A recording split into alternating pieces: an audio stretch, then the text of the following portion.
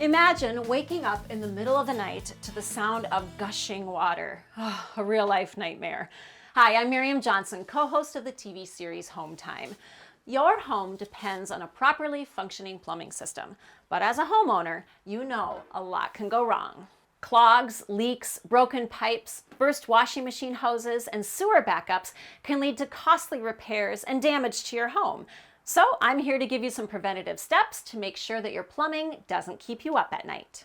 Burst washing machine hoses are a common cause of catastrophic water damage in homes. A burst-free hose like this can solve that potential problem. Look for leaks, drips, wet areas, and mold buildup around your dishwasher, under sinks, and around the water heater. These areas should be dry. Catching a water problem early can be an easy fix. Install a water shutoff device. When it comes in contact with water, it automatically shuts off your home's water. Pretty cool. Finally, know the location of your main water shutoff valve.